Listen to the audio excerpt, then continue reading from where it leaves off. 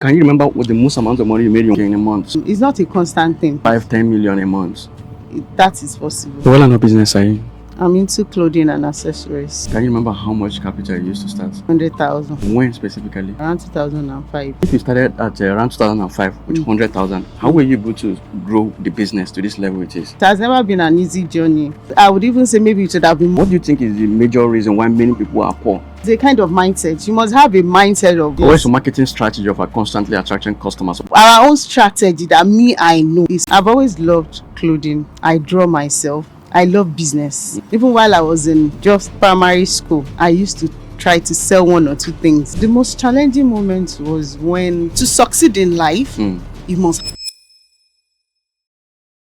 Welcome to Selahmeditate. I remain your very host, Benzik. This is a special series of Selahmeditate podcast tagged Selahmeditate Street Business Credibility, SBC. It's not going to be your regular podcast. This is a series where we meet real entrepreneurs on the streets, in their stores, in the kiosk, in the offices, successful multi-millionaires and billionaire entrepreneurs, and uncover their secrets to building wealth 1 naira at a time. We're going to ask them how they were able to start from scratch to build the wealth that they have currently. So come with me and let's go get them.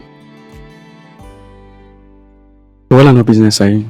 I'm into clothing and accessories. How long have you been in this business? I started this business a long time ago, 20 years. How did you start the business? It's a long story. I started with my mom. My mom used to travel a lot. And when she bought things for us, she used to buy in packs. And we're two girls then that we were wearing the same size. So the remaining, I used to take them to school, sell to my friends. That was how I started business. Can you remember how much capital you used to start? 100,000. When specifically? Around 2005.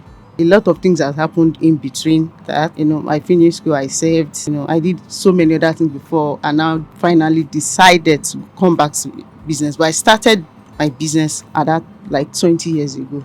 And why did you choose this line of business? I've always loved clothing. I draw myself. I love business. Even while I was in just primary school, I used to try to sell one or two things. I've always loved business. If you started at around 2005 with 100,000, how were you able to grow the business to this level it is? It has never been an easy journey. I would even say maybe it should have been more than this if I got more support. Okay. But it was with a lot of trying hard, consistency. You try some things, you fail, you start all over again. That was a time I felt because I love clothes, I love to draw. I went into fashion designing, but it wasn't really my line. I think my calling is more of to buy and sell. That's a real business part of it. So it has been also support from friends, family, and people around. What's your most challenging moment in this business? Most challenging moment. The most challenging moment was when we lost a store through a gas explosion. Okay. And starting all over, like getting another store,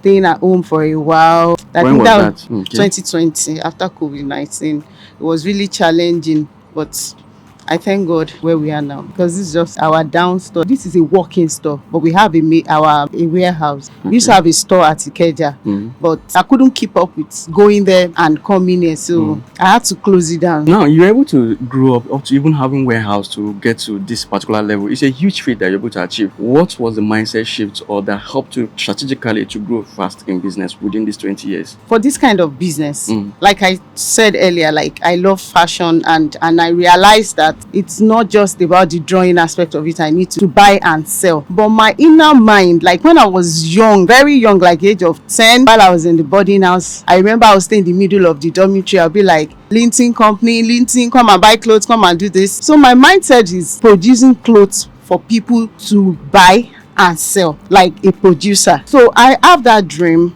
So I'm working towards producing for people, producing for Nigerians, producing for Nigerian women. So, and I'm working towards that already. There are many people that you see out there, especially women, that are not actually doing well, or they are moving from one place to the other, or looking for soft life, or that are poor out there. What do you think is the major reason why many people are poor in this country? The kind of mindset. You must have a mindset of wanting to be somebody in life. You must also, the first thing is your mindset. You have a dream, like I want to be this. We all, one way or the other, we have dreams, but if you don't pursue that dream, you may never get there. And I also think you ask for people's support. You have a dream, you cannot achieve all your dreams by yourself. You lay out your dream and let people around what you have in mind. For myself, It was difficult for my parents because I read computer science. I'm an Oracle certified, and they found it very difficult, very hard. For after spending so much, all you want to do is still buy and sell. But because I have a dream and I know it will come to pass, I have a dream of having a label L&T's on my clothes.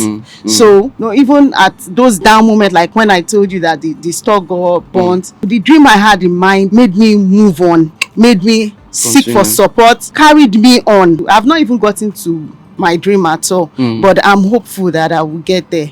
So for people out there, you must have a dream first, then, and everything in life is a process. You start from somewhere. You cannot jump it. You can't jump the fence. You will go through all the every risk you go through is a process to getting you to where you're going to taking you to your dream. That's it. The first thing is for you to have a dream, and you begin to pursue it. And the kind of person I am, put everything in prayers. My life is about prayers. Everything about me is prayer.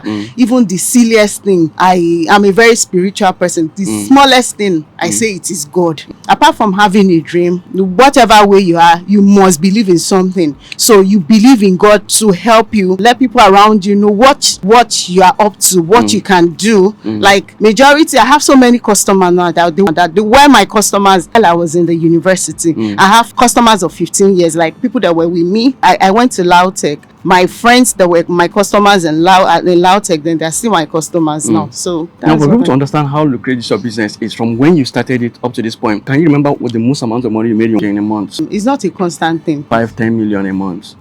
That is possible. That is achievable. It's possible. Yes. If there's someone that is thinking of going into your line of business, what would be your best advice for that person? Where the world is going to, just start online. You can start this business with no capital. Like we have a session of this business where we allow people that want to start business, but you don't have any capital to start with it. You don't have capital. All you need is pictures. You take our pictures. We have a mini studio where we snap all we have. So you take our pictures, you get a percentage, you display. That's the way we display and sell. You also display. So you can start this business with zero capital, and before you know it, if you are really serious, we can help you start. What's your marketing strategy of constantly attracting customers or getting customers for yourself? We sell good quality. So many times customers have told me this, but I don't like to talk about it, because when you tell me that you have something for 10 years, like on this, can you remember that top you sold to me? It's like 10 years now. I'll be like, you don't have a top of 10 years, you should have dashed it out. But because of the quality of that particular top or dress, you don't want to give it away. So our own strategy that I know is quality. We only go for quality clothing and accessories. Okay. What's your name? My name is Olaitan Bello. Olaitan Bello. Your business name? My business name is L&T Fashion. Any final advice? To succeed in life, you must have a dream. And whatever your dream may be, you need one support. Major support. Take it to God. Then be consistent in your doings. Mr. Olaitan, thank you so much for your good advice. Thank you so much. Really appreciate it. Thank you. So that's what street business credibility looks like. You've heard from this successful entrepreneur. And if this episode inspired you, do well to hit the subscribe button, like this video, share it with those who this is going to inspire. I remain your very host, Benzik, and make sure you turn on your post notification, because this is going to be a regular series we're going to keep dropping. So we cover virtually every area where successful people are building businesses and get their secrets on how they build their wealth, so that you can also learn and build your own wealth without any fluff. It's going to be raw, direct, and straight to the facts to teach you so that you also can become successful in your own area of influence. So I remain your host, Benzik, and I'm catch you again next time. Cheers.